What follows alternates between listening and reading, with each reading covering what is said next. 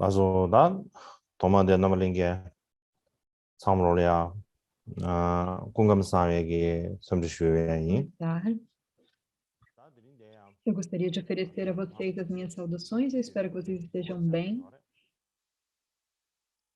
Hoje é o 9º dia dos ensinamentos de primavera, Arya Kshema. E hoje o que eu gostaria de falar com vocês é a respeito do 17º Ato Silêncio, dos versos autobiográficos de Mikio Dorji.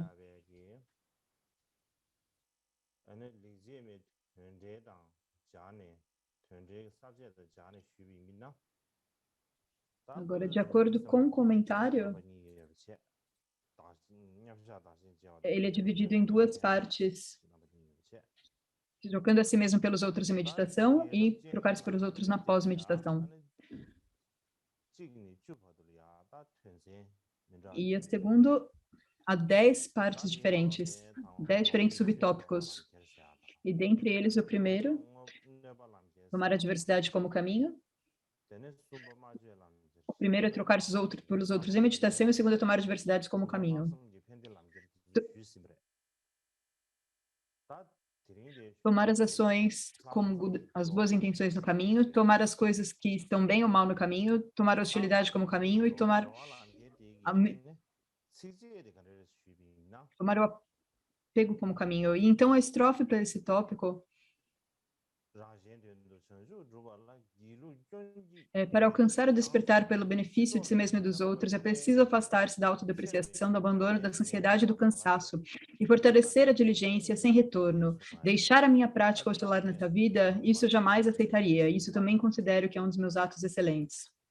E agora eu falei a respeito disso no geral. Mas antes de eu dar a explicação a respeito dessa estrofe, outro dia eu falei para vocês a história de Jetsun Milarepa. Eu dei um exemplo que vem da sua história de vida, de sua autobiografia. E eu falarei um pouco mais a respeito dessa história agora, com um pouco mais de detalhes.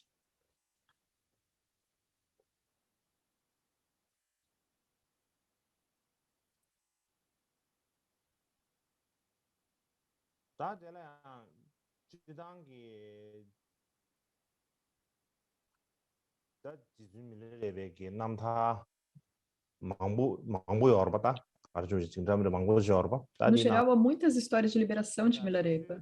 Há diversas. E dentre elas, a mais conhecida é escrita por Sanyan Heruka.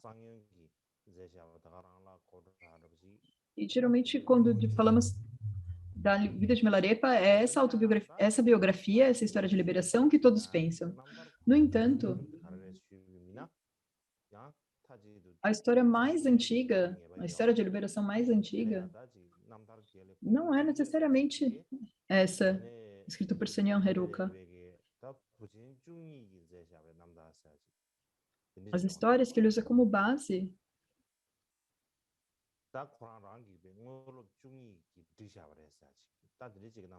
há uma história de liberação que foi escrita por 12 discípulos diferentes, que é chamada de 18 Atos Excelentes, e foi compilada pelos seus discípulos. Então, essa, na verdade, é que nós devemos confiar como sendo a história de liberação mais confiável.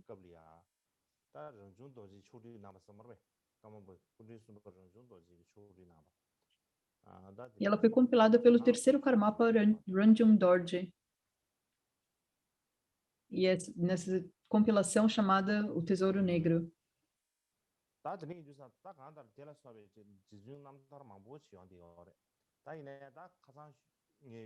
E há muitas histórias de liberações diferentes de Milarepa. Mas uma das histórias que eu contei outro dia é dito que antes do Milarepa falecer, ele disse que ele não tinha muitas possessões, mas que as pessoas poderiam guardar esse pedaço de tecido, que ele poderia ser cortado em pedaços e ser dado a Gampopa, ao médico de Gampopa. Então, ele preparou algumas coisas como madeira preta, um pedaço de pano e um chapéu para serem enviados ao Gampopa.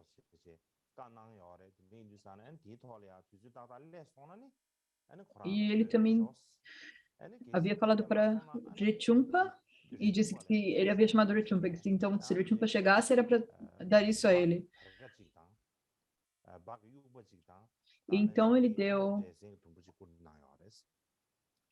tinha como uma bengala, uma madeira para caminhar e também um pedaço de pano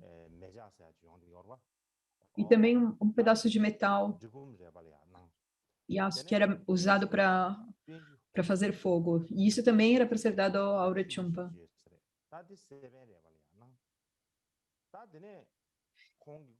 E ele também tinha um chapéu de pansta que estava um pouco velho. E ele disse que isso era para ser bem repa. E o manto de algodão que ele mesmo usava, ele disse que era para ser cortado em pedaços e para distribuir também para todos os repas. E ele disse também não apenas isso, mas ele disse: eu não tenho nada de valor para dar a vocês. Não, em termos materiais, não há nada valioso.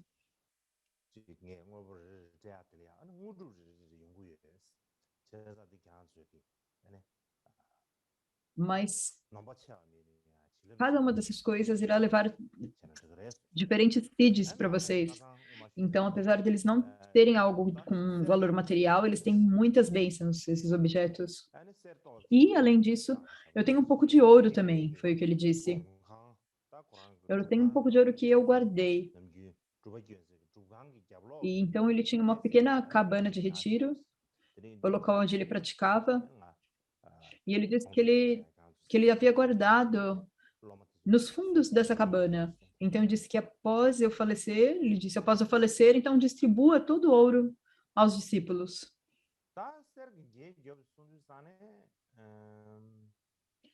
E ele distribuiu, ele disse para distribuir o ouro.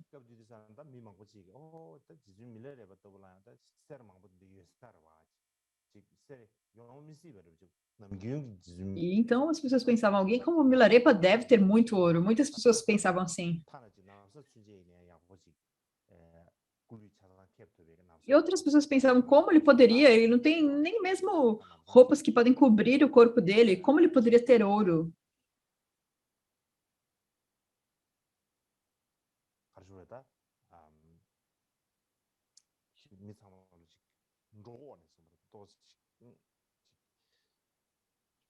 소수 섬유율이 매버지 근데 송부 인도산 아니 야 미마버지 도바사고야 근데 충분했어 디르산은 지주밀을 내외가 올라만 Então, isso era algo que nunca poderia acontecer. As pessoas começaram a duvidar disso. E então o que seus discípulos diziam, era que como poderia Milarepa ter algo assim? Não vamos dar ouvidos ao que as pessoas dizem. As pessoas dizem qualquer coisa. Isso são pessoas que estão cometendo más ações. E mais tarde, depois do Milarepa ter falecido, os seus discípulos eles se reuniram e eles foram procurar pelo ouro. E quando eles estavam procurando o ouro, eles foram nesse local onde Milarepa disse que estaria escondido o ouro. E nesse lugar eles encontraram algo que estava embrulhado num pano de algodão. E o que eles encontraram ali?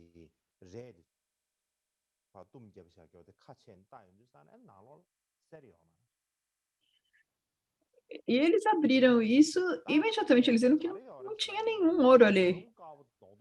Não, mas não tinha ouro. O que é que havia ali?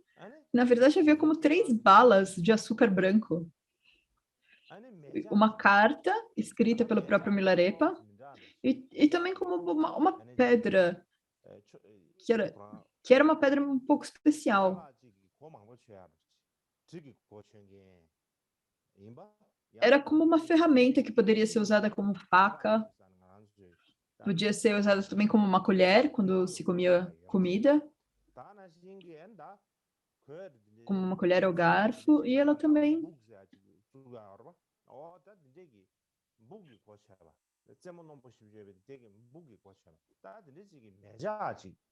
doce.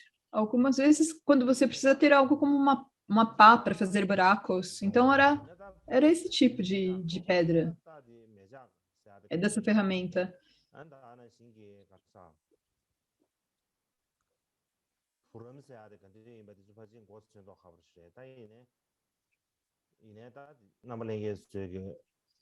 Então, se vocês não sabem como seria essa pedra, essa ferramenta, ou esses doces, essas balas, eu preparei algumas fotos para vocês. Então, aqui, a ferramenta é como isso aqui, é essa forma.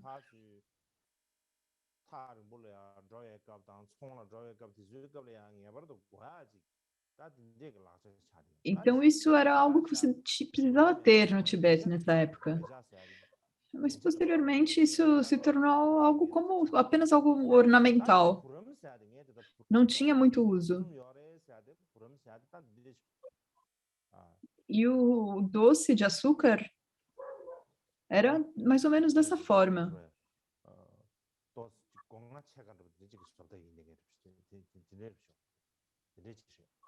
Eles tinham essa forma esférica.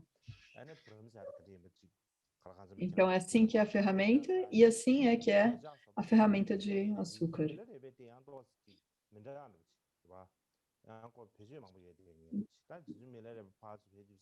E a ferramenta que, provavelmente a ferramenta que pertencia a Milarepa era um pouco diferente dessa.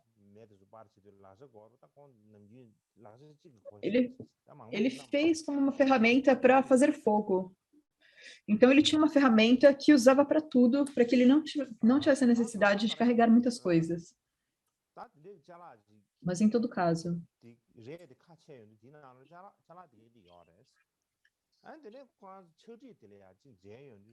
então, quando eles encontraram essas coisas, eles olharam, eles viram a carta e eles leram o que estava nessa carta. E o que estava dito ali estava dizendo: corte esses doces de açúcar com a faca,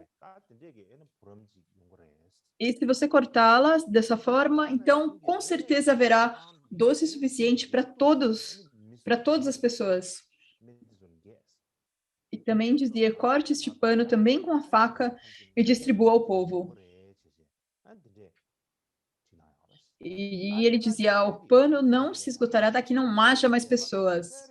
Haverá o suficiente para todos. Então, o ponto principal aqui é que as pessoas diziam que o Milarepa também dizia que era possível, que muitas pessoas diriam que o Milarepa tinha muito ouro guardado. Então, o que dizia nessa carta era: então encham a boca dessas pessoas com merda. É isso que dizia na carta. E na época que o Milarepa faleceu, as pessoas estavam mesmo muito tristes. Mas no momento que eles leram essa carta, com essa piada engraçada falando a respeito de encher a boca das pessoas com merda, então todos eles começaram a rir muito. E eles começaram a sentir um pouco mais de alegria em suas mentes. Então eles fizeram como o Milarepa disse. E depois que eles terminaram todos os rituais para o seu falecimento, todos os seus discípulos e patronos, eles se reuniram. E eles dividiram os doces de açúcar e os pedaços de pano. E foi algo realmente milagroso. Primeiro era como se tivesse esses dois pedaços de doces de açúcar. Eles cortaram, e quando eles cortaram em metade cada doce, na verdade, as duas partes elas tinham que ficar menores, certo? Porque seria só metade de cada doce. Mas no momento que eles cortavam, quando eles cortavam o doce de açúcar com a faca, eles não ficavam menores. Eles se tornavam dois pedaços de doce exatamente iguais ao pedaço original. Então, eles dividiam e eles dividindo 2, 4, 6 e assim por diante, e em 8 e depois em 16, e mesmo assim sempre ele ficava o doce do mesmo tamanho, cada parte era do mesmo tamanho. E realmente não tinha fim, os doces eles nunca se esgotavam. E da mesma forma, tinha esse quadrado de tecido, de pano, e quando eles cortavam ele com a faca, com essa mesma faca, quando eles cortavam na metade e separavam os pedaços, Os tecidos também não ficavam menores, mas cada um deles era como um pedaço original. Então, de 2 eles faziam 4, de 4 faziam 8, de 8, 16, como eu disse antes. E, basicamente, todos que estavam lá receberam um pedaço do doce de açúcar e um pedaço do tecido, do pano. E não apenas eles recebiam isso, quando eles pegavam o doce, e eles pensavam, esses doces, eles têm muitas bênçãos do Milarepa, então imediatamente nós temos que começar a comer. E não importa o quanto eles comiam, nunca acabava o doce. Eles comiam, comiam, comiam, e o doce continuava ali. Então não tinha fim para o doce. Então eles botavam no bolso, eles levavam para casa e eles nunca ficavam menores. E eles até mesmo dividiam com todos os membros da família e os doces não ficavam menores.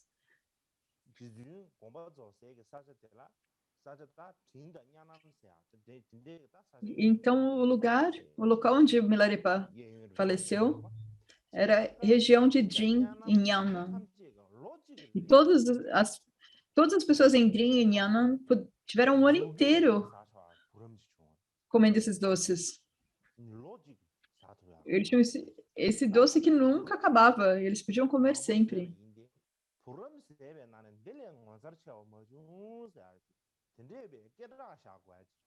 E eles diziam que não havia nada mais incrível do que esse doce. Isso se tornou algo muito famoso, muito conhecido.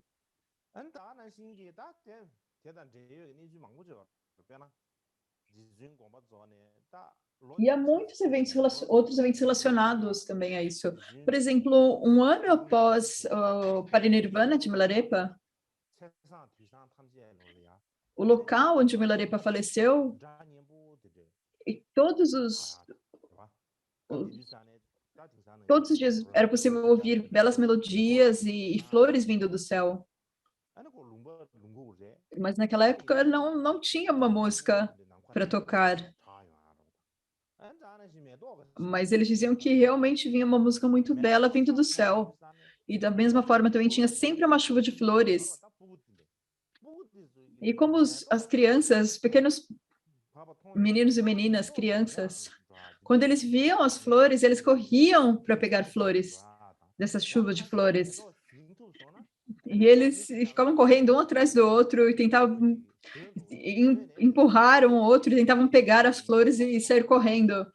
E aqueles que não pegavam tentavam correr um atrás do outro para pegar as flores um dos outros. E esse também foi um outro evento milagroso. Niregi karshuwe kongi surdu ane puramda redinde shagwa gyumzang karimade dosje samlas taminarwa. Se nós pensarmos a razão pela qual Milarepa deixou esses doces e pedaços de tecido, uma coisa bem, primeiro que Milarepa ele não tinha nada, ele realmente não tinha nada de valor, ele era um pedinte, ele era mais pobre ainda que pedintes.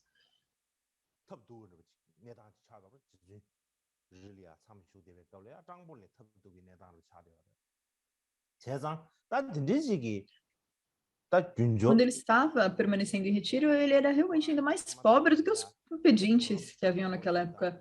Então ele não tinha nenhum bem, nenhum recurso próprio. Mas no fim ele ainda tinha esses doces de açúcar, esses poucos doces de açúcar e também esse pedaço de pano. Então isso foi como um presente do Milarepa para todas as pessoas que estavam conectadas a ele. Era como uma lembrança para lembrar dele no futuro. E pensando dessa forma, ele deixou esses presentes. E o que isso nos mostra, a partir de uma perspectiva, é que o Milarepa ele tinha uma personalidade muito bondosa, ele estava realmente sempre pensando nas outras pessoas. Ele estava...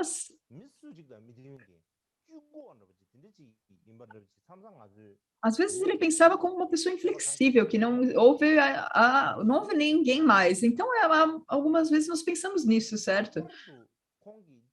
Mas Milarepa, na verdade, não era assim. Em particular, eu acho que uma razão pela qual ele deixou essas lembranças, para as pessoas lembrarem dele, basicamente, na época em que ele faleceu,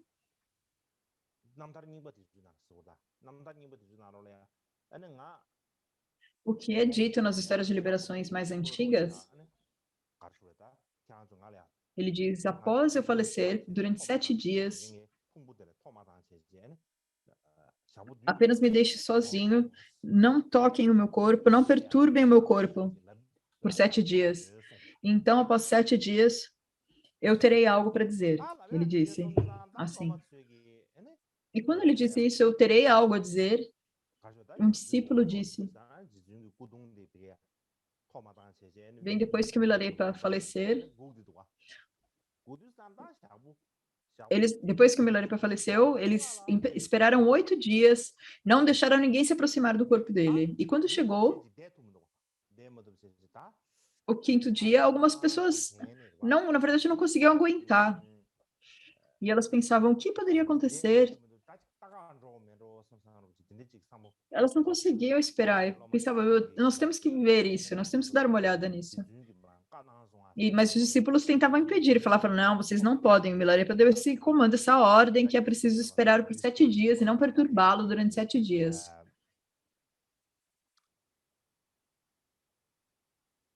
E falaram, não o perturbem, por favor.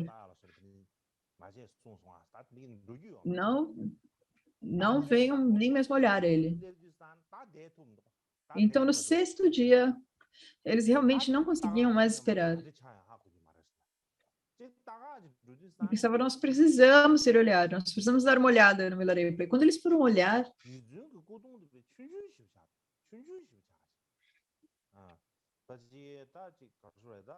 os restos mortais de Milarepa, eles estavam muito pequenos.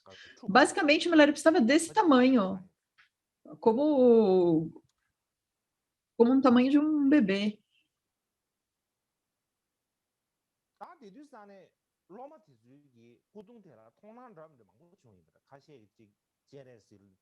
E naquela época, muitas pessoas elas tiveram diferentes visões. Algumas pessoas viram isso como um vaso. Muitas pessoas viram coisas diferentes. Mas, em todo caso, após essas pessoas terem diferentes visões, todas elas pensaram, se nós deixarmos o Milarepa sozinho, nem haverá mesmo nenhum resto mortal dele. E nós não teremos nada para suportar a nossa fé, como relíquias ou qualquer outro resto para que nós possamos guardar. Então, os discípulos, os patronos e todas as pessoas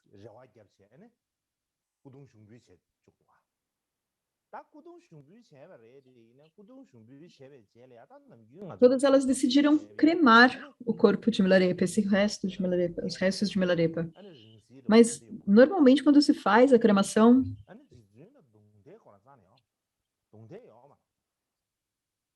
há relíquias e assim por diante, mas não tinha, quando fizeram a cremação, não tinha nada do Milarepa, tudo realmente se desapareceu. Não sobrou nada, tudo desapareceu como um arco-íris. E normalmente, quando se faz a cremação, há esse cheiro da carne queimando, e não tinha cheiro nenhum. Era realmente como um arco-íris.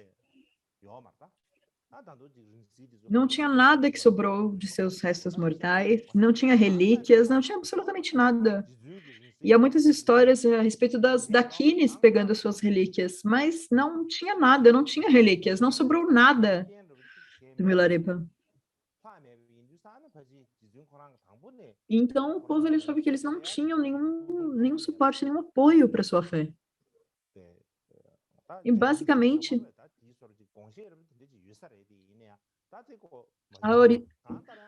a intenção original de Milarepa era não deixar nenhum resto. Era alcançar o corpo de arco-íris ou algo assim. Mas no final ele deixou esses doces de açúcar e esse pedaço de pano. Então eu acredito que essa é a razão pela qual ele deixou esses doces de pano. E quando ele disse, eu tenho ouro, Na verdade, ele estava dizendo que não havia diferença nele de dentro ou por fora. Ele não tinha apego.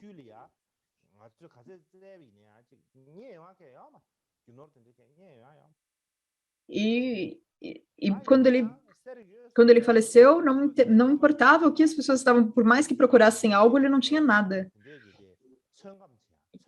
E quando ele disse que ele tinha ouro, ele estava testando quantos os alunos acreditavam nele. Eu acredito que essa é a razão pela qual ele disse que tinha ouro. Mas, em todo caso, eu não relacionei essa história muito bem. Mas eu pensei que eu deveria explicá-la novamente.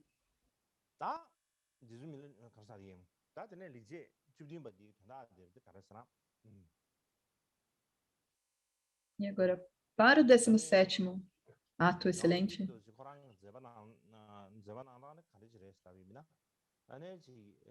a maneira pela qual o Mikkel-Dort ele exercia suas atividades era parando de fazer as coisas. Haviam coisas que eram chamadas pelo nome de prática e estudo do Sutra e do Tantra, mas que, na verdade, eram... Ele examinava essas atividades e pensava, isso realmente beneficia os outros ou isso prejudica os outros? Então, se ele via que isso prejudicava os outros, ele via que, apesar dessas práticas elas serem chamadas de práticas e de estudo de Tantra ou de qualquer nome parecido, era algo que as pessoas deviam abrir mão e deviam parar de fazer. Então, ele próprio parava de fazer essas ações, essas atividades, e desistia delas. E porque ele fazia isso ele mesmo, todos os discípulos que o seguiam, esses discípulos que eram mais receptivos e que seguiam o exemplo de Mikkel-Dort, e eles viam que as coisas deviam ser virtuosas. Se elas não eram virtuosas, eles também paravam de fazer. Então, era uma condição muito boa que eles paravam de fazer essas coisas. E o Mikkel-Dort, ele também disse, de uma forma muito clara em sua autobiografia, o que ele diz é que algo de fato é beneficial para os seres sencientes, isso é ótimo. Mas se você não pode beneficiar os seres sencientes, então você deve concentrar no benefício indireto dos seres sencientes, e começando por não prejudicar, não fazer mal aos seres sencientes. Então, após você fazer isso, você pode ensinar o Dharma, contemplar o Dharma, meditar o Dharma, pode reunir monges, sustentar monastérios, ou você pode construir estupas, estátuas e assim por diante. Isso também é muito bom. Mas em todo caso, se você fizer tudo aquilo que você pode, e que se você fizer tudo o que pode, todas as suas intenções e ações, elas serão causa para o mérito que se tornará causa para a grande iluminação. Mas se você não fizer isso, se você não tiver o foco de beneficiar os seres sencientes, ou até mesmo que você tenha um desejo de beneficiar os seres sencientes, mas quando você faz as ações, elas estão prejudicando os seres sencientes, elas estão fazendo mal aos seres sencientes, até mesmo que isso pareça com escutar, contemplar e meditar de fora, e até mesmo acúmulo de mérito de fora, mas na verdade nada disso, nenhuma dessas ações elas vão ser causa para a budeidade. Elas não podem levar você a alcançar a liberação e a onisciência. Então, isso é algo que você precisa parar de fazer.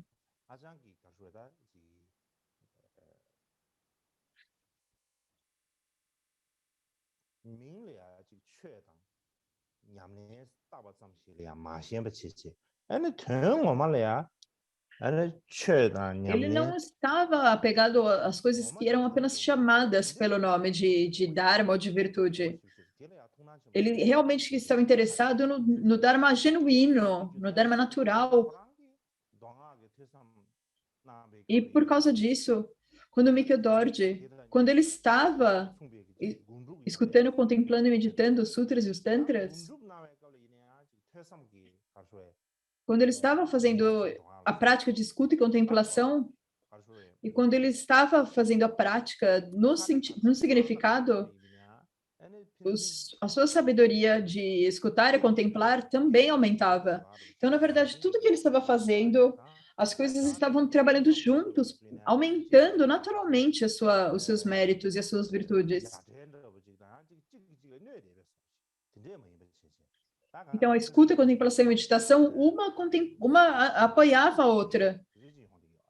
Então, basicamente, a sua escuta, contemplação e meditação eram como uma só, eram algo que estavam sempre indo juntas. Como nos Shedras e nos Pujas, nós temos monásticos separados que estão estudando, Pujas que são separados de acordo com cada coisa. E quando você está enfatizando o estudo, e aqueles que estão praticando enfatizam a prática, aqueles que estão estudando enfatizam o estudo, então, em termos de basicamente trazer o poder, isso trazia o poder de trazer um resultado definitivo. Então, por isso que havia diferentes sessões para trazer diferentes sessões divididas. Essa é uma das razões. E uma outra razão pela qual nós separamos as sessões de estudo, contemplação, prática, é porque aqueles que estão fazendo os estudos, eles não são capazes de fazer prática. Aqueles que estão fazendo prática não são capazes de estudar. Então, nós falamos que é impossível que alguém faça ambos juntos. Então, nós fazemos essa separação de estudo e prática, de sessões de estudo e prática. Então, essa é a situação a qual nós chegamos.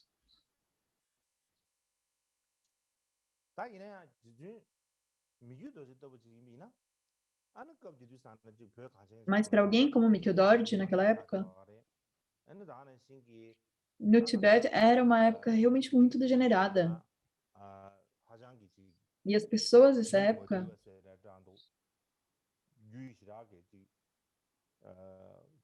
eles não eram realmente seres domados.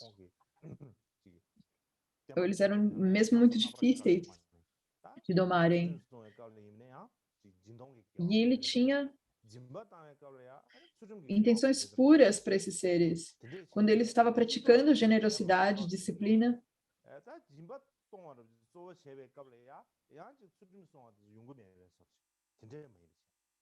e a sua generosidade e a sua disciplina, elas trabalhavam juntos. Não é como quando se ele estivesse praticando disciplina, ele esquecia da generosidade. Ele praticava ambas juntas. Da mesma forma, quando ele estava fazendo a prática de escutar, contemplar e meditar, ou quando ele estava fazendo a prática, quando ele estava ensinando, debatendo, ou fazendo os votos de prática moksha, ou os votos de bodhisattva, ou dando empoderamentos, dando instruções ou transmissões, ou até mesmo quando ele estava fazendo coisas como os 7 ramos, a prece de 7 ramos, ou recitando as preces de aspirações. Não importa quais eram as atividades virtuosas que ele estava realizando,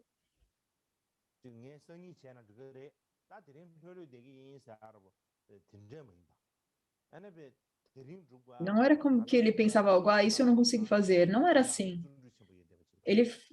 O que ele precisava fazer, ele tinha uma grande diligência em fazer aquilo que era necessário.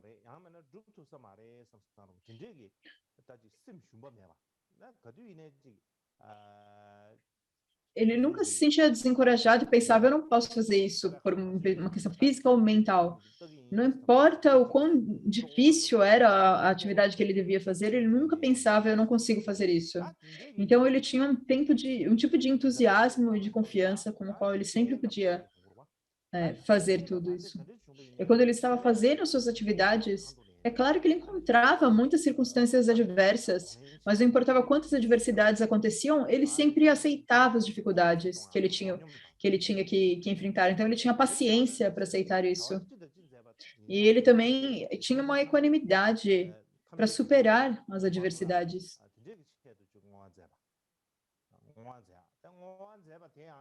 E ele também Todas as dedicações que ele fazia era para levar todos os seres à iluminação. E quando ele fazia as dedicações, nós falamos para que isso possa estar livre das três esferas e que nós possamos realizar a vacuidade.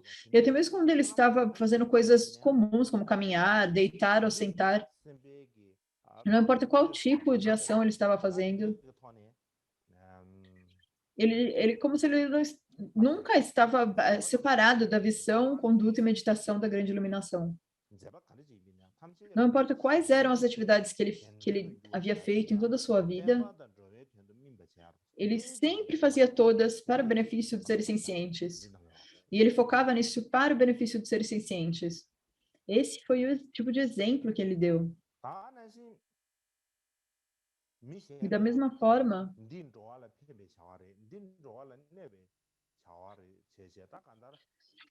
nós dizemos isso é uma ação que vai beneficiar os seres sencientes, essa é uma ação que vai fazer mal aos seres sencientes.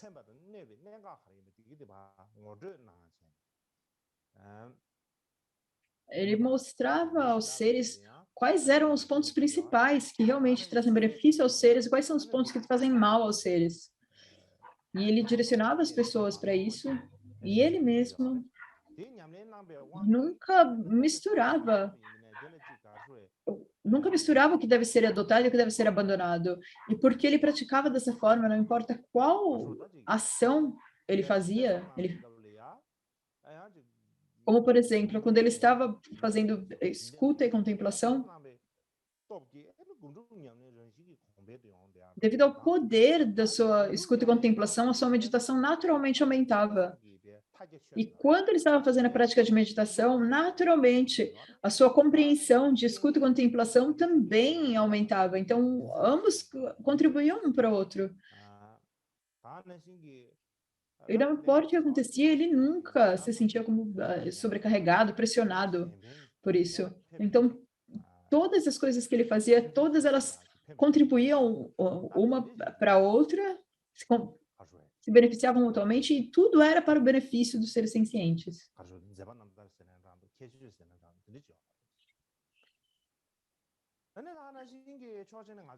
Nós podemos dizer que esse é um exemplo vivo de sua liberação. E uma coisa que nós precisamos compreender é que o Mikidort, ele frequentemente trabalhava muito duro à noite. Ele dava ensinamentos, ele estava escrevendo textos, ele escrevia cartas, ele tinha conversas com outras pessoas, ele também brincava com as pessoas. Algumas vezes ele tomava chá ou jantava com as outras pessoas. E, e quando ele ouvia, ele também ouvia o que as pessoas tinham a dizer a respeito das atividades como indivíduos. E então ele também fazia sua meditação, recitava preces, e havia muitas coisas diferentes que ele fazia. E quando enquanto ele fazia tudo isso, todas essas atividades, nós nós podemos pensar que ele é completamente ocupado. Ele parece que ele não tinha tempo para fazer nada, porque ele estava sempre ocupado. Mas na verdade, o Mikudort ele era capaz de fazer todas as coisas. Não importa o que ele fazia, não, nada, uma coisa nunca interferia com a outra. Na verdade, as coisas sempre estão contribuindo umas com as outras. Não havia uma situação onde ele não conseguia fazer algo. E mais tarde, o Mikudort ele escreveu uma carta. Nós temos que olhar para os seus escritos, provavelmente nesse de 100 volumes, escrita pelo Sangyip Aldrup, e é dito por Sangyip Aldrup que ele tinha muitos escritos, muitas cartas. E o Mikudort ele era muito diligente no seu trabalho, nas suas atividades. E ele também tinha uma visão muito vasta. E ele trabalhava dia e noite pelo benefício dos seres sencientes. Então, isso é algo que nós precisamos reconhecer. E agora, nós teremos a nossa pausa por 30 minutos.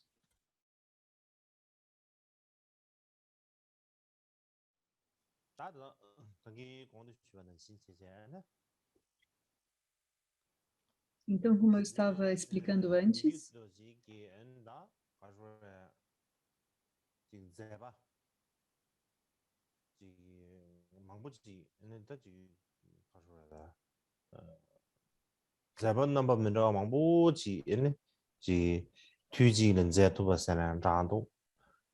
Mikio-Dort, ele fazia muitos tipos diferentes de atividades ao mesmo tempo.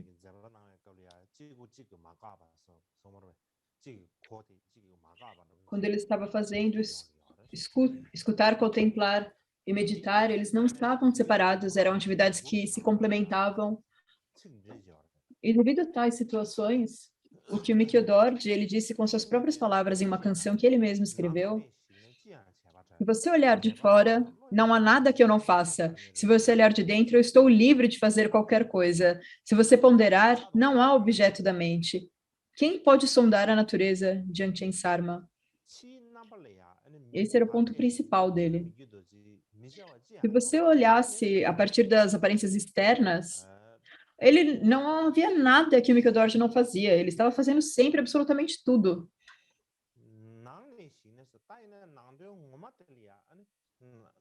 Mas se nós olhássemos de dentro, não apenas vendo as aparências externas, se nós examinássemos o significado disso, o Mikio-Dort, ele era livre de fazer qualquer coisa que fosse. Ele não tinha nem mesmo um pensamento. Ele era capaz de agir. Ele estava livre de qualquer ação. Nós podemos dizer que essa era uma realização dele. Ele estava sempre permanecendo na tranquilidade. E se nós pensarmos, a maneira como o Mikio-Dort ele fazia as suas atividades é uma forma inconcebível. Era algo de uma forma realmente impressionante. Então, ele diz, quem pode sondar a natureza de Ajahn Sarma? E Ajahn Sarma é um outro nome para o próprio Mikio-Dort. Ajahn Sampo, Mingyur Sampo e muitos outros nomes. Então, nessa época, ele usou o nome, nesse momento, Ajahn Sarma. Quem poderia sondar a natureza de Ajahn Sarma?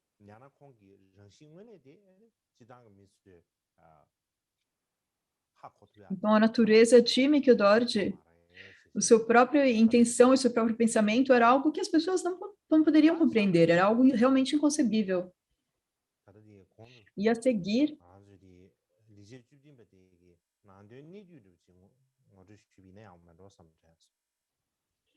eu gostaria de dar uma introdução ao ponto principal desse ato excelente de número 17. Eu gostaria de dar os 2 pontos principais para resumir. O primeiro é que a prática é um trabalho de 24 horas por dia. Essa é a primeira coisa que nós devemos pensar. E a segunda coisa é que nós devemos ser capazes de combinar vários tipos diferentes de prática. Então, esses são os 2 pontos principais. O primeiro é que a prática é um trabalho de 24 horas por dia.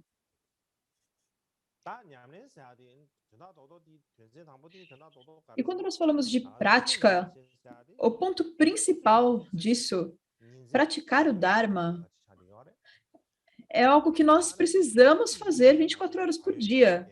Nós precisamos fazer todo momento do dia e da noite.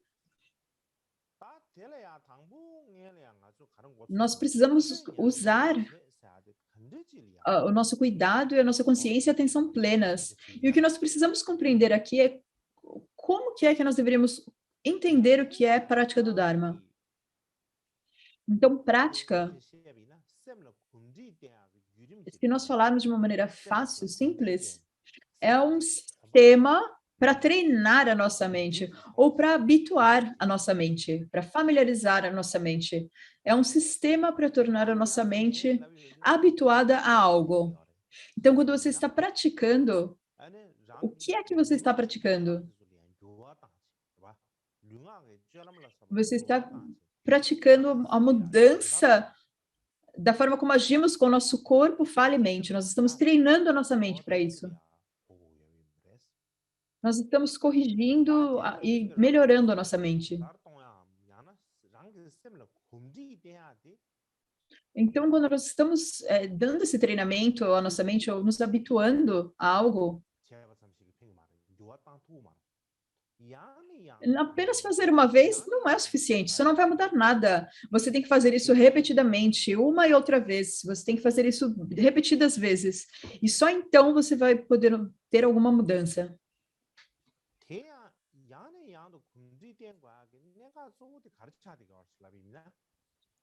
E o ponto principal aqui, que é continuar a treinar a nossa mente, se nós pensarmos nisso,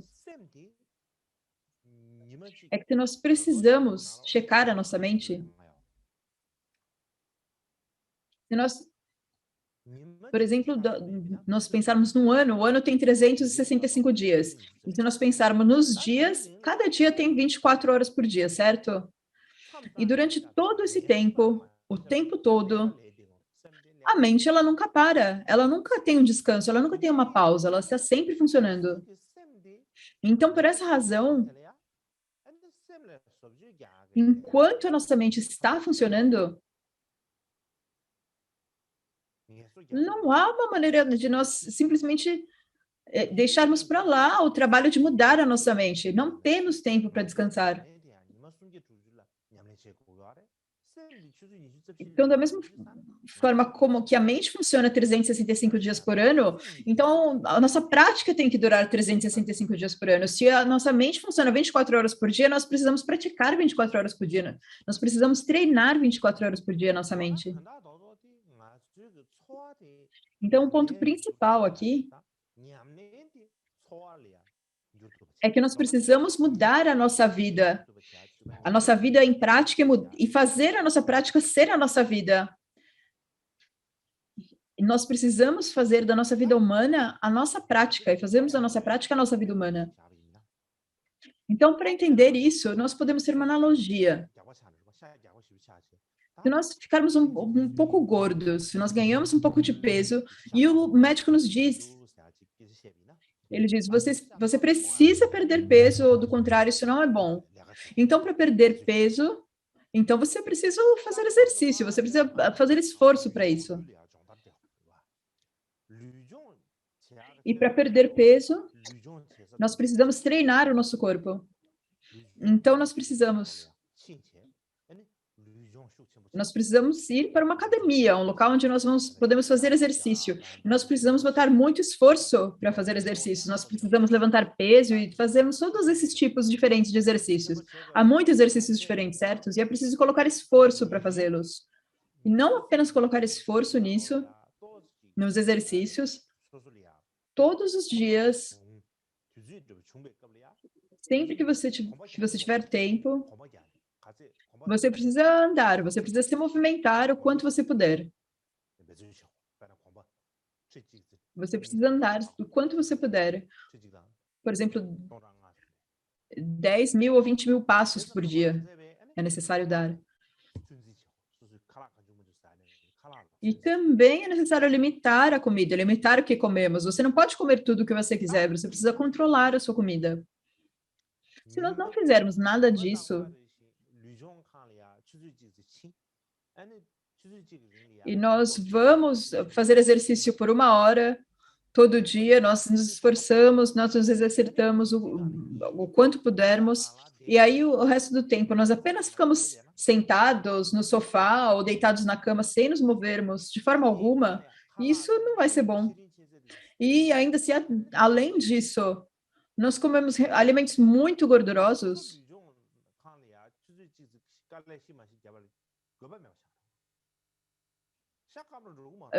o trabalho na academia que você faz por 1 hora, isso não vai adiantar nada, porque você nunca vai perder peso. E se você não perder peso, você não vai ficar saudável, certo? Então, a prática é algo semelhante a isso. Quando você diz eu vou praticar, então você pensa que eu preciso sentar numa almofada quadrada por algumas horas. Algumas pessoas não conseguem nem mesmo sentar. Algumas pessoas nem sentam por 1 hora para fazer uma prática de meditação. Mas então algumas pessoas que sentam, assim que elas levantam da almofada, a sensação da prática, isso se dissipa, isso vai embora. Então é como se você tivesse fechado a sua prática ali, a hora que você levanta da almofada. E praticar dessa forma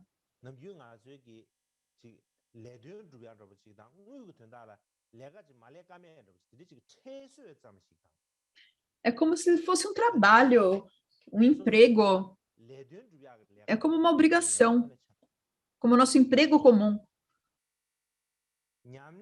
Isso não é, na verdade, uma prática. Mas quando nós falamos de prática, o que nós precisamos, o que nós precisamos fazer é, como a nossa prática, envolver plenamente todo o nosso corpo, nossa fala e nossa mente, e trazer todo o poder do nosso corpo, fala e mente na prática. E nós precisamos estarmos entusiasmados com a prática, é preciso ter entusiasmo e estação com a prática. E da mesma forma, é necessário ter um objetivo, um forte objetivo para atingir um objetivo para a sua prática.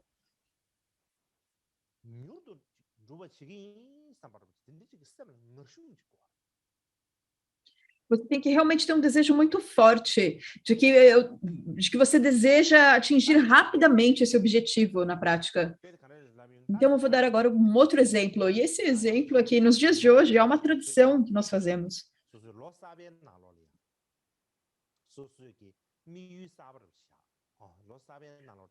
Você faz uma resolução no ano novo, no dia de ano novo. Você diz, eu tenho um novo objetivo, uma coisa nova que eu quero fazer esse ano.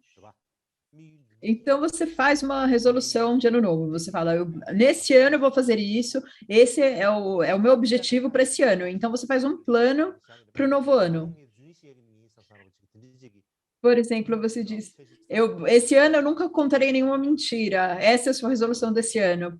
Ou é o plano para o próximo ano.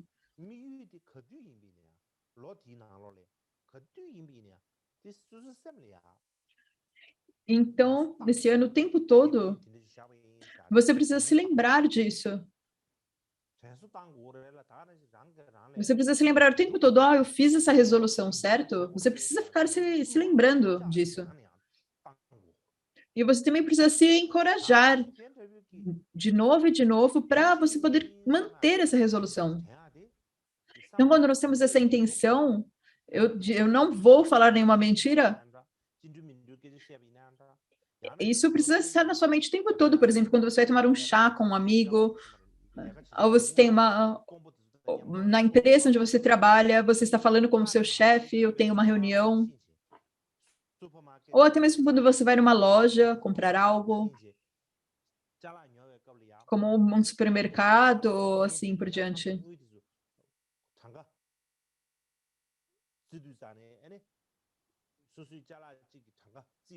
Algumas vezes a pessoa que está no caixa,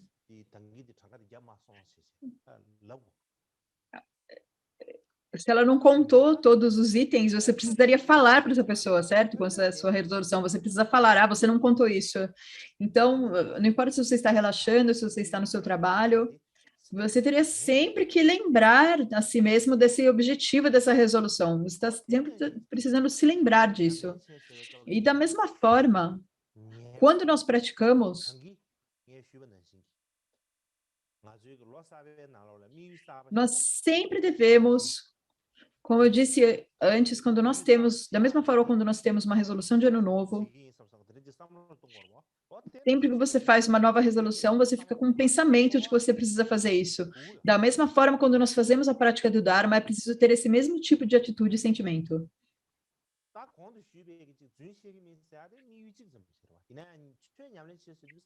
A resolução de ano novo é como um objetivo, mas quando a gente fala em prática do Dharma, não é algo tão fácil assim, não é tão simples. Não é algo como, eu apenas não vou falar mentiras. Apenas não falar mentiras não é a mesma coisa, porque a prática do Dharma é algo muito mais vasto. Você tem que fazer coisas diversas, muito mais coisas do que apenas uma resolução. Então, por essa razão, quando nós praticamos o Dharma, quando nós precisamos Nós precisamos dos três, escutar, contemplar e meditar. Sem esses três, não há como nós fazermos a prática.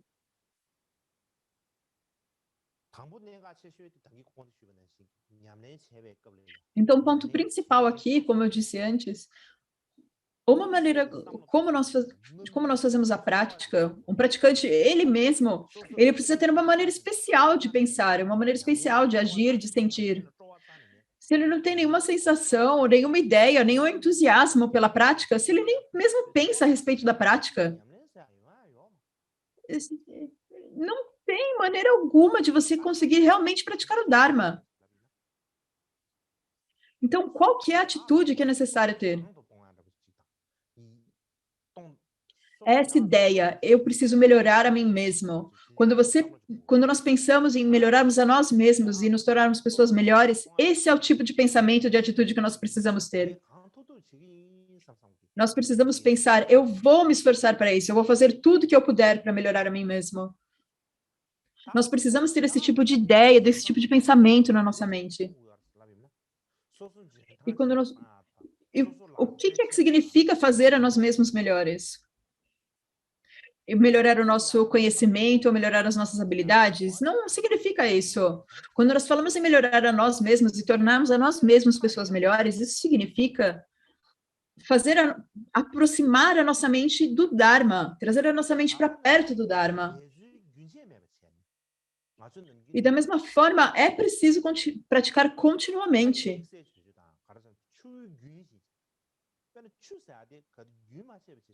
Nós temos um termo particular, que é como uma corrente de um rio, que ela nunca para, certo? Então, não há um ponto onde a corrente de um rio, ela simplesmente para, onde a primeira água apenas vem e uma outra segunda água para. Não é algo contínuo o fluxo de um rio. E da mesma forma que um fluxo de um rio é contínuo, nós também precisamos praticar da mesma forma, como uma água que ela está correndo por um rio. E para que isso seja possível,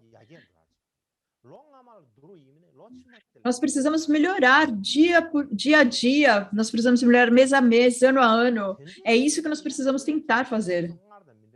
E se nós formos capazes de fazer isso, nós conseguimos nos tornar alguém diferente do que éramos anteriormente. Isso é possível. A pessoa da semana passada pode ser diferente da pessoa que era da semana anterior, diferente da pessoa que vai ser semana que vem. Há uma diferença entre o que nós éramos ano passado e o que nós somos hoje. Há uma diferença, isso acontece, certo?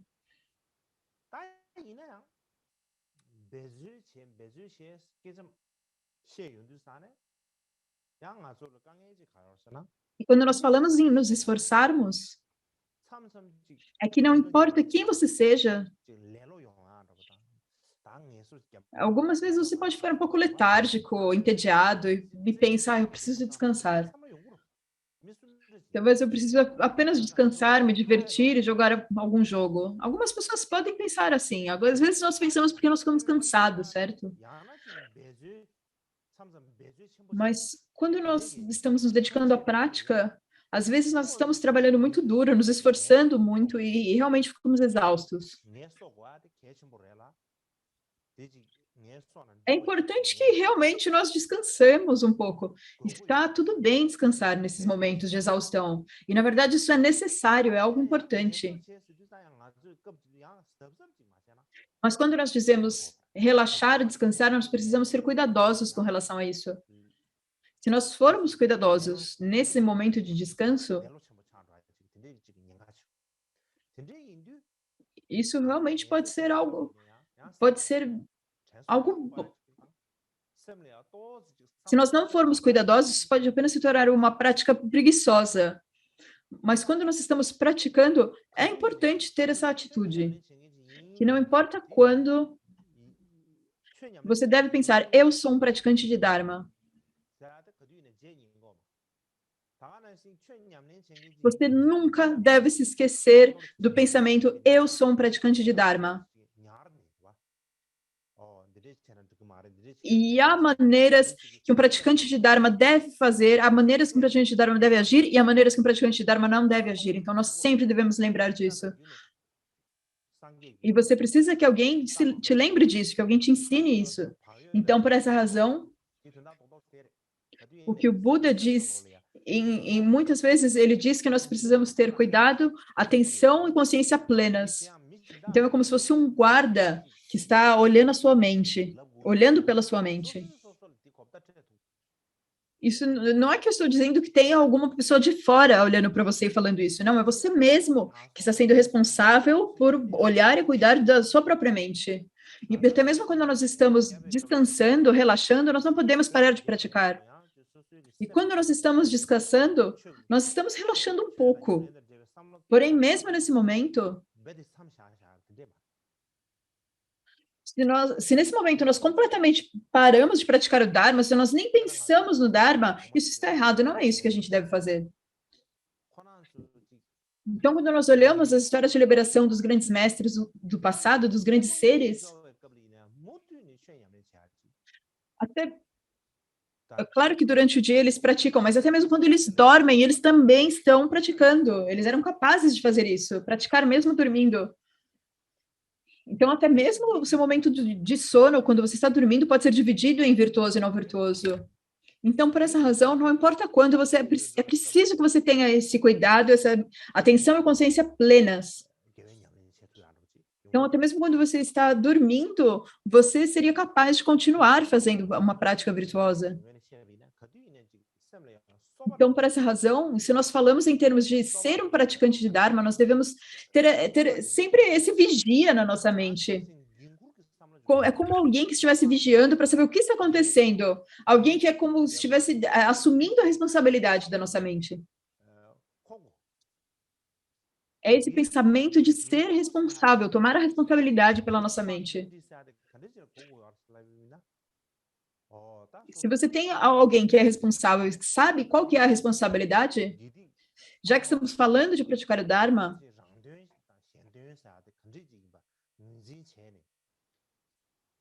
nós precisamos reconhecer o que são as virtudes que nós precisamos adotar e quais são os atos e erros que nós precisamos abandonar. Nós precisamos saber o que é realmente interesse próprio e o que é altruísmo. O que deve ser evitado, o que deve ser adotado. Nós sempre temos que ter interesse e atenção ao que são essas coisas, fazer essa separação. Então, se nós temos esse tipo de pensamento, se a gente está almoçando, comendo, ou se nós estamos conversando no WhatsApp ou no Facebook, nós precisamos estar sempre pensando assim, nós precisamos ter essa responsabilidade na nossa mente. Se nós estamos enviando fotos para alguém, ou se estamos enviando mensagens, compartilhando vídeos, ou conversando com as pessoas, nós precisamos ter o tempo todo esse sentimento. Não importa o que nós estamos fazendo, se seja algo muito grande ou algo muito pequeno, insignificante, não importa. Nós precisamos ter na nossa mente, eu estou praticando Dharma. Você precisa ter esse sentimento que nós estamos tomando essa responsabilidade de ser um praticante. É essa sensação que nós devemos ter. E quando nós temos isso, além de não prejudicarmos os outros, nós iremos pensar nos outros o quanto pudermos. E nós colocaremos esforços para as tarefas de Dharma. Nós trabalhamos pela harmonia do Dharma, pelo budismo, e colocamos esforço nos ensinamentos. E então, o segundo ponto...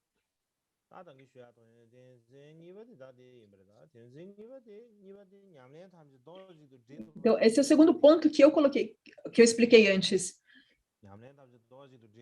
É que nós devemos ser capazes de praticar diversos tipos de prática.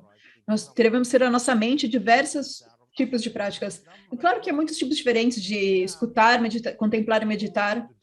Há muitos ensinamentos a respeito de contemplar e debater. Nós precisamos unificar todos, isso é muito importante.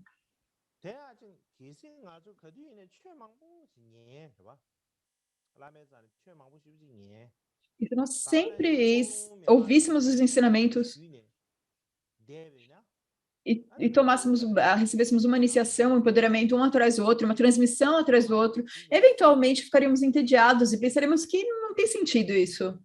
É possível que nós sintamos isso em algum momento. E não apenas isso. Quando apenas ouvimos o Dharma, e fazemos uma lista de todas as iniciações que nós tomamos, que nós recebemos, e tudo que você está fazendo a respeito do Dharma é isso? É difícil, se você fizer dessa forma, realmente melhorar a sua prática. Por exemplo, se nós pensarmos a respeito da educação nas escolas, por exemplo, na escola,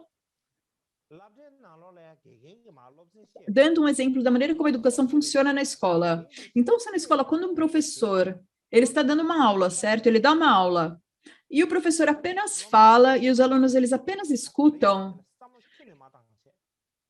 e se os alunos nem estão mesmo pensando no sentido do que está sendo dito pelo professor, e se eles não estão fazendo nada para tentar entender o que o professor diz, no final, o que acontece? Mais tarde, a professora vai perguntar, o que eu acabei de dizer? Por favor, repita. Então, o aluno fica incapaz de responder. E a razão para isso é que eles nem deixaram isso na mente deles. O professor estava apenas falando, e estava algo entrando nos ouvidos dos alunos, apenas entrando. É como se apenas atravessasse os ouvidos. Da mesma forma que um vento passando pelos ouvidos. Dessa forma, eu ouvi as palavras, mas o que ele realmente disse, eu nem sabia, eu não sei, eu não mantive isso na minha mente. Então, quando o professor diz o que eu disse, novamente, o aluno não tem nada a dizer. Então, posteriormente, quando eles vão fazer uma prova, se as questões elas são apenas um pouco diferentes da forma como foi falado pelo próprio professor, os alunos eles são incapazes de responder. Porque eles não tiveram nenhum interesse em realmente entender o que o professor estava falando. Então, se as perguntas elas são um pouco diferentes, eles já não são capazes de pensar e de respondê-las. Ele não entende, eles não realmente entendem o que eles estão estudando. Então, da mesma forma, quando nós estamos praticando o Dharma, quando o Guru nos ensina o Dharma, quando o Lama nos ensina o Dharma, se nós apenas ouvimos com os ouvidos e não realmente pensamos e contemplamos o significado, nós temos um termo para isso. É que nós dizemos no tibetano que é como ensinar um papagaio que recita mantras. Nós temos um papagaio, certo? E se você ensina um papagaio a recitar Mani Mantra, mesmo que ele não saiba o que significa o Mani Mantra, ele é capaz de falar o Mani Padme Hum. Um papagaio pode falar muito facilmente o Mani Padme Hum, Mani Padme Hum. O papagaio, ele entende o que é o Mani Padme Hum? Não, isso seria muito difícil. Ele provavelmente não vai entender nada. E, no geral, alguns papagaios, não apenas eles sabem as palavras, mas quando nós falamos Om Mani Padme Hum, é algo que está muito além do que um animal poderia compreender, do que um papagaio seria capaz de compreender. Então, por essa razão, é extremamente importante combinar a nossa prática de escutar, contemplar e meditar. Quando nós falamos de escutar, contemplar e meditar, e também os 3 tipos de prajna que vêm desses 3, de escutar, contemplar e meditar, nós temos esses 3 tipos, e também o prajna, a sabedoria, que surge a partir desses 3. E eu acredito que eu vou dar apenas uma introdução rápida a respeito desses 3. Por exemplo, quando nós falamos em escutar, contemplar e meditar, quando nós falamos de escutar, é quando o Guru está ensinando Dharma, quando o Lama está ensinando Dharma, quando ele está falando as palavras verbalmente, então você ouve o som nos seus ouvidos, certo? E você pode dizer que ouvir isso na sua mente é apenas escutar, certo? Mas apenas ouvir o som por si só, isso é capaz de produzir sabedoria ou prajna na nossa mente? Não, isso não é capaz. Mas para desenvolver o prajna que nasce da escuta, o que nós precisamos, não apenas nós devemos escutar as palavras que o Lama disse, nós também precisamos pensar a respeito do sentido, do significado daquilo que nós estamos escutando. E nós devemos desenvolver uma boa compreensão a respeito disso. E até mesmo que nós não consigamos alcançar uma boa compreensão, nós podemos alcançar alguma compreensão grosseira, algum entendimento em algum nível. E então, você pode dizer que você está desenvolvendo a prajna, a sabedoria da escuta. Mas se você não compreende nada, você apenas ouviu, então isso não é sabedoria, isso não é prajna. É apenas essa maneira que você desenvolve a prajna da escuta, por compreender o que você está ouvindo. Então, a prajna da contemplação. Então, contemplação significa que a compreensão, a compreender o que o Lama disse não é o suficiente. Na verdade, apenas compreender é até perigoso. Porque você pode pensar, eu estudei tantos textos, eu recebi tantos ensinamentos do Guru, ouvi tantos ensinamentos do Lama, eu entendo tudo muito bem. Então, há o perigo de surgir muito orgulho, que você fica sentir muito orgulhoso a respeito disso. Mas isso não vai ajudar você a domar o seu próprio ser, não vai ajudar a domar o seu fluxo mental. Então, nós precisamos pegar qualquer compreensão que nós recebemos e, com base nessa compreensão, nós precisamos continuar a estudar. Nós precisamos continuar a ler textos e usar lógica e as escrituras para saber realmente o que é, o que não é algo. Nós precisamos fazer uma análise através da lógica. E nós precisamos examinar isso e alcançar uma certidão na nossa mente. É isso que significa examinar a nossa mente. É isso que nós chamamos de contemplação. E então, como é que nasce a prajna, a sabedoria da contemplação? Então, quando nós investigamos como a nossa mente, quando o Guru diz algo, e quando eu olho nos textos, realmente é a mesma coisa, realmente é isso. E quando você ganha uma certeza, isso é a prajna, a sabedoria, surgida a partir da contemplação.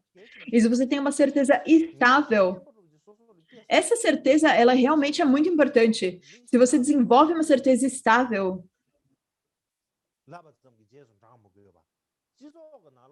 você não vai mais seguir o que qualquer pessoa diz.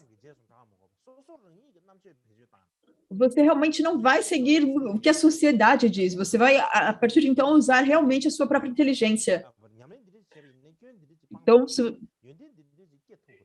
você pratica dessa forma, você vai desenvolver essas qualidades. Se você não faz a sua prática dessa forma, você não vai desenvolver as qualidades. Você desenvolve uma certeza a respeito disso. Você tem essa certeza definitiva. E isso é a prajna da contemplação. Se você fizer isso, isso vai acontecer. Se você não fizer isso, isso não vai acontecer. É isso que nós chamamos de certeza, de certidão.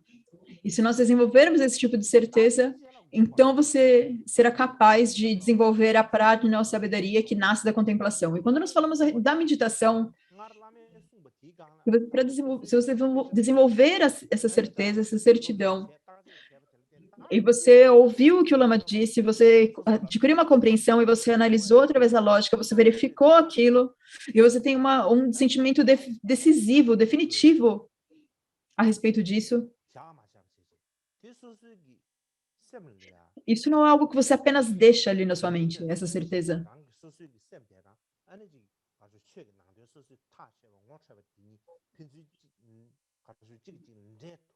Você precisa trazer a sua mente e misturar a sua mente com o Dharma. Você precisa fazer com que os dois se incorporem um ao outro, para que eles se tornem unificados, para que o Dharma e os estudos na sua mente e para que o que você estudou a respeito do Dharma e a sua mente se tornem um só, para que eles se unifiquem.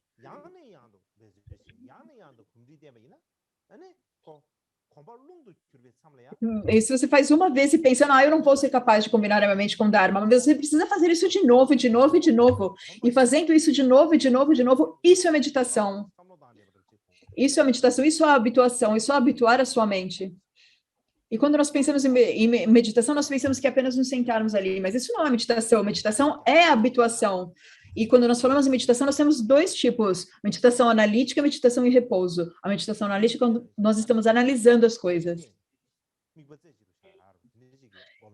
Então, direcionando a sua mente, ou focando a sua mente em um ponto, é a meditação em repouso. Mas eu não preciso falar a respeito da diferença das duas meditações. Mas, em todo caso, quando a meditação ela nasce, ela surge dessa habituação, quando nós fazemos repetidamente,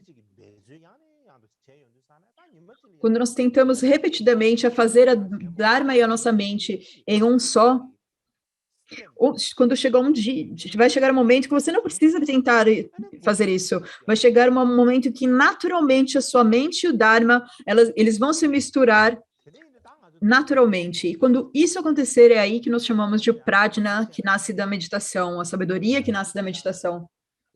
Então, quando nós pensamos, quando você está escutando as palavras de outra pessoa, como ensinamentos ou conselhos do guru, do lama, você precisa ouvir isso. Se você não ouvir as palavras do guru, o primeiro é... Então, quando nós falamos de escutar, contemplação e meditação, o primeiro é que você precisa receber instruções de alguém. As outras duas, contemplação e meditação, você precisa fazer por si mesmo. É algo que você precisa fazer sozinho. E se você consegue ou não fazer contemplação e meditação, isso é seu respeito, isso é sua responsabilidade. Então, se nós olhamos isso, o que nós conseguimos compreender a partir disso é que se a nossa prática do Dharma ela vai bem ou não, se nós dividimos em 3 partes, uma parte, 1/3 depende do Lama e 2/3 dependem de você mesmo. E a razão para isso é que escutar, se você pode escutar ou não um Lama, isso depende do Guru. Ele vai te falar as palavras, mas se você vai compreender, se você vai contemplar e meditar, isso é a seu respeito. Isso é só você que pode fazer. Se o lama, ele não pode fazer a meditação no seu lugar. Se ele fizer a meditação por você, isso não vai te ajudar, certo? Se você dividir o Dharma em 3 partes, uma parte depende do lama e as 2 partes dependem completamente de você. E, no geral, quando nós falamos dessas palavras, de escutar, contemplar e meditar, isso é como um jargão budista. Nós pensamos na nossa vida a respeito disso como um jargão. Nas nossas situações diárias, quando nós pensamos em todas as coisas diferentes,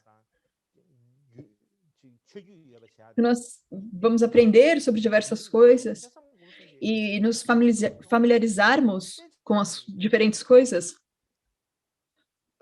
Então, prática e estudo, isso que acontece com a prática e estudo também acontece com as coisas comuns. Por exemplo, muitas pessoas nos dias de hoje, estejam elas na Índia, ou no Tibete, ou nos Himalaias, o que eles pensam hoje? Eles pensam, esse país chamado Estados Unidos, certo? E eles pensam, é um país muito poderoso e rico, é uma sociedade muito desenvolvida. E eles pensam, eu poderia ir lá um dia, e lá tem muitas oportunidades. É isso que eles pensam. Eu vou ganhar muito dinheiro indo para os Estados Unidos. Então, há muitos amigos. Primeiro, você ouve isso de muitos amigos, certo? Muitas pessoas falam a respeito dos Estados Unidos. Isso é ouvir, certo? Então, todos os seus amigos e conhecidos, eles falam dos Estados Unidos e você começa a ter interesse. O que é Estados Unidos da América? Você começa a ter um interesse, você começa a se entusiasmar a respeito dos Estados Unidos. Então, você fica com vontade de ir para os Estados Unidos. Então, você lê livros ou você olha em vídeos no YouTube que estão relacionados aos Estados Unidos.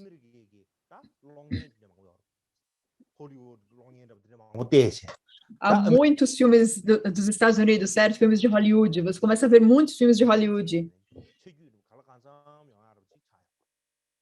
Para ter alguma ideia na sua mente a respeito do que é, de como que estão os Estados Unidos. Mas quando você olha os livros ou filmes a respeito dos Estados Unidos, mesmo que você leia, veja muitas coisas, você realmente é capaz de experienciar o que realmente é os Estados Unidos, isso seria difícil de afirmar. Na verdade, para experimentar como são os Estados Unidos, primeiro você precisa ir para os Estados Unidos, é assim que você vivencia os Estados Unidos. Então, você precisa morar lá por alguns anos e trabalhar. Então, assim que você tiver alguma experiência, só então você poderá realmente entender como que é os Estados Unidos. Como que realmente é os Estados Unidos. E então, quando você vê novamente os Estados Unidos no filme, você poderá falar, será que realmente era o mesmo? o que eu vi nos filmes e o que eu vivenciei na vida real realmente é o mesmo? E algumas pessoas não são capazes de reconhecer isso. Eu tenho muitos conhecidos que passaram décadas nos Estados Unidos. Eles nem mesmo sabem falar inglês. Eles não sabem nada de inglês. Eles não têm nenhum conhecidos que são nascidos nos Estados Unidos. Eles praticamente passam o tempo todo na casa deles ou num centro de Dharma. Na verdade, eles estão nos Estados Unidos, mas a mente deles não chegou nos Estados Unidos. Quando a gente fala dos Estados Unidos, eles nem têm nada a dizer a respeito do lugar. Apenas o corpo deles está fisicamente nos Estados Unidos, mas isso não significa que eles realmente vivenciaram o que é a vida nos Estados Unidos. Se você quer experienciar isso, você precisa ir para a sociedade.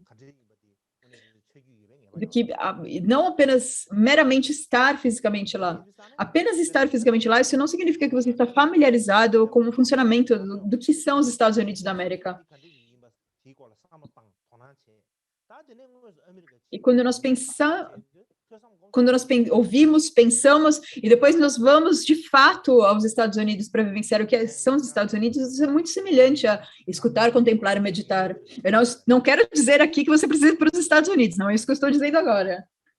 Você pode estar pensando que eu estou mandando todos vocês irem para os Estados Unidos, mas não é isso.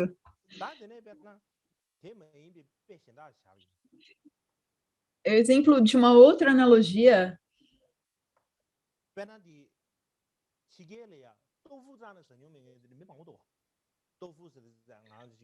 Há muitas pessoas que nunca comeram tofu na vida. Algumas pessoas que eu nunca viram comer um tofu. Muitas pessoas ocidentais nunca comeram tofu. Então, os ocidentais, eles sabem que existe tofu. Mas quando nós falamos a respeito, nós explicamos o que é, e eles ficam, isso é muito estranho, isso assim, é muito estranho. É isso que geralmente eles pensam. Mas se você tiver um pouco de interesse nisso, então você vai no YouTube e vê o que é um tofu. E aí você começa a ver como que é feito o tofu. E então, um dia, eles vão a um restaurante chinês e comem um pouco de tofu. E eles pedem um prato de tofu e aí, então, depois que eles realmente experimentam o que é um tofu, então eles só assim que eles conseguem compreender o que é o sabor do tofu. Não passa a não ser mais algo apenas que alguém disse. Realmente eles tiveram uma experiência real, eles vivenciaram o que é comer um tofu, o que é o sabor do tofu. Então, o que é a mesma coisa? Escutar, contemplar e meditar é igual. Basicamente, não importa o que nós fazemos, não importa quais são as experiências da vida, elas são exatamente as mesmas. Então, basicamente, escutar significa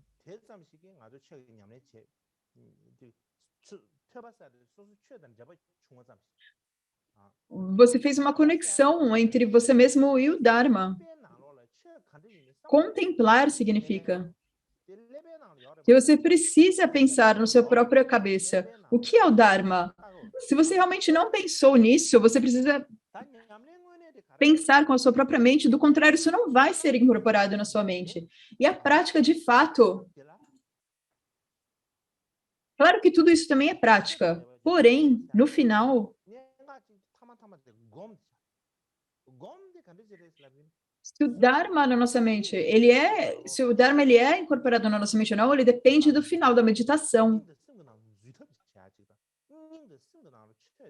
Então, se nós queremos realmente inserir o Dharma no nosso ser e ganhar experiência,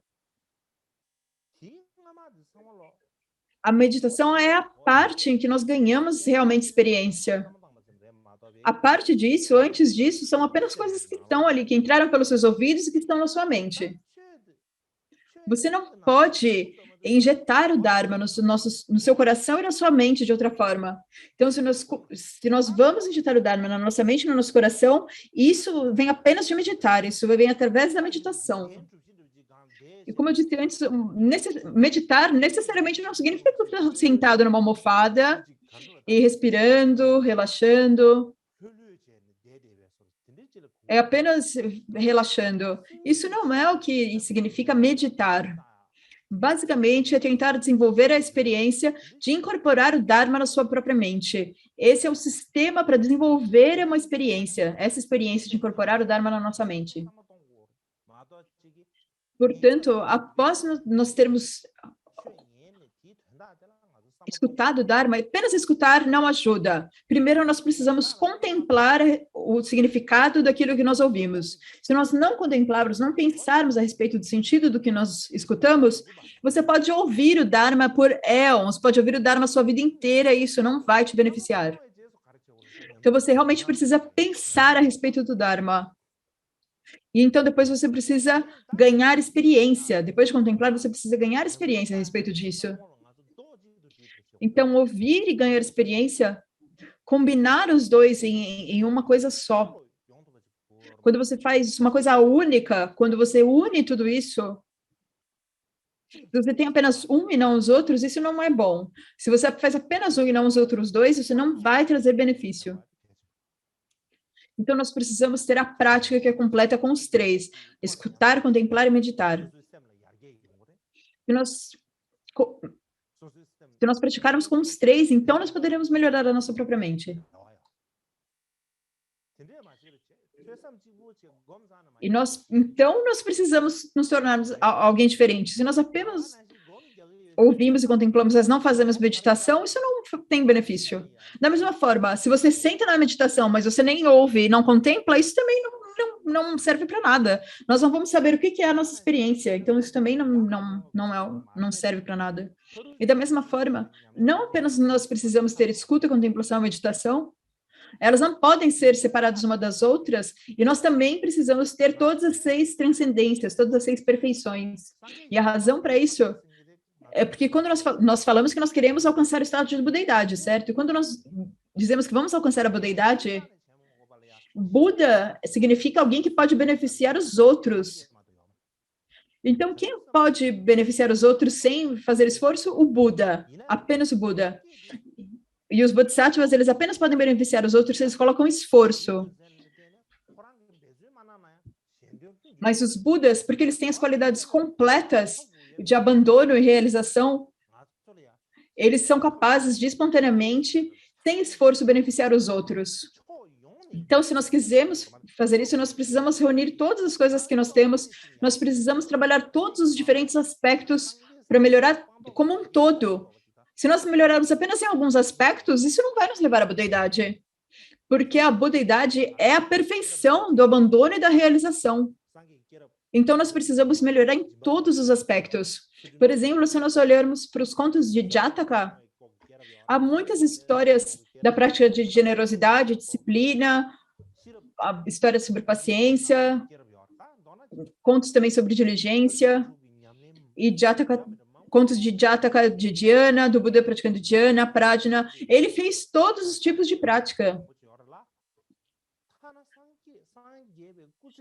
E essas são práticas, essas histórias que o Buda fez nas vidas anteriores, antes dele se tornar um Buda. E até mesmo na própria vida, quando ele despertou para a budeidade, ele, mesmo assim, ele fez muitos estudos de um alto nível. E o que isso nos mostra? É que ele deixou um estilo de vida real, luxuoso, para viver uma vida monástica de alguém que era um pedinte de esmolas. E assim, depois ele deixou isso e praticou a disciplina, praticou a dhyana. Então ele deu o Dharma, ele foi generoso oferecendo o Dharma. E posteriormente, quando nós falamos do Devadatta, que o Devadatta causou mal para o Buda, ele foi paciente com o Devadatta. Então, até mesmo quando a vida dele, mesmo na vida que ele alcançou a budeidade, ele estava sempre mostrando as paramitas. E quando nós falamos dos karmapas, eles fizeram muitas diferentes ações. Por exemplo, se nós pegarmos apenas o Mikyo Dorje, o Mikyo Dorje, ele só viveu até a vida de 48 anos, ele não viveu muito tempo. Por exemplo, há muitos de nós chegando perto dos 40 anos agora, certo? E se nós pensarmos nisso, 48 é muito próximo de onde nós estamos hoje, certo? Ele não viveu uma vida muito longa.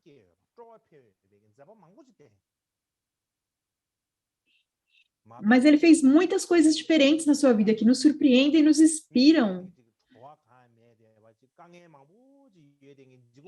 Não é como se a vida dele fosse uma vida comum, que nós tínhamos, não podemos ter nenhum sentimento, e nós pensamos que era uma vida difícil ou pesada. Por exemplo, não era isso de forma alguma. Por exemplo, nas suas histórias de liberação, se nós pensarmos apenas em como ele escutava o Dharma, nós pensamos, nossa, ele deve ter passado a vida inteira apenas ouvindo o Dharma e não fazendo mais nada. Mas se nós ouvimos a maneira como ele escrevia, quantas coisas ele escrevia todos os dias. E parecia que assim que nascia o sol, até o sol se pôr, parecia que ele passava o dia inteiro escrevendo.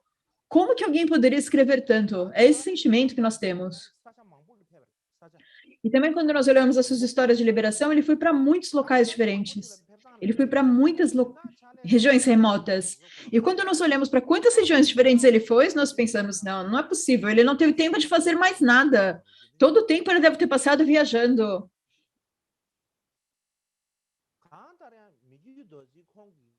E em todo caso, agora,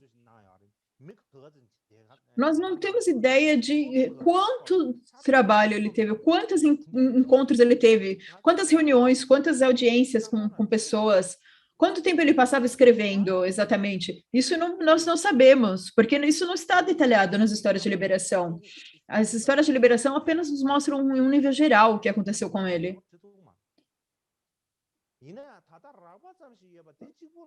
As histórias de liberação dele é como 30, 40 páginas no máximo. Mas quando nós olhamos, mesmo nessas considerações gerais, nós podemos ver que era algo impressionante. Então, quando nós pensamos em alguém como Mikio Dorji, e como ele desconsiderava completamente dificuldades e obstáculos para trabalhar em prol dos ensinamentos dos seres sencientes, ele nunca pensava, eu fiz tudo isso. Ele nunca tinha nenhum ressentimento e nunca fazia nenhuma reclamação. Ele basicamente ele se sacrificava pelos outros. E ele nem mesmo descansava. Ele apenas continuava fazendo diferentes atividades. E as suas atividades não eram apenas ensinar o Dharma. Ele também ensinava, ele fazia debates, escrevia, ouvia, contemplava, meditava, e ele estudava. E ele tinha inúmeras atividades muito vastas, e essas são as coisas das quais nós temos que nos focar. E como é dito, as histórias de liberação dos mestres do passado é a prática dos seus seguidores. E por ver as histórias de liberação, nós podemos ganhar um pouco de coragem para nós mesmos. É assim que nós podemos abrir a nossa mente um pouco. Nós vemos que os mestres do passado, eles passaram por tantas dificuldades e que eles fizeram tantos sacrifícios por nós. Então, se hoje nós simplesmente desperdiçarmos isso seria realmente desapontante para eles. Então, lermos as histórias de liberação, isso realmente pode abrir um pouco a nossa mente. Nós precisamos ampliar a nossa visão, nós precisamos ter uma forma mais ampla de olhar para todas as coisas. Nós precisamos purificar as nossas intenções e ter novas ideias e pensar. E o que nós precisamos pensar?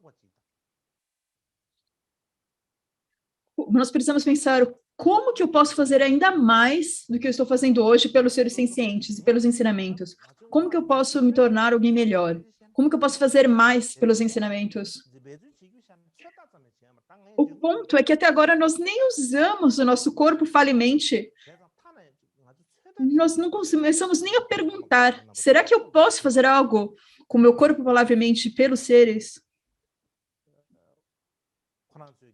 E ao lermos essas histórias dos mestres do passado, nós podemos começar a ver o que é e o que isso significa. Então, nós não podemos desperdiçar a bondade e os esforços dos grandes mestres do passado. Então, eu penso que nos esforçarmos para isso é realmente muito importante. E acredito que nós podemos deixar aqui, agora nós teremos as preces de dedicação.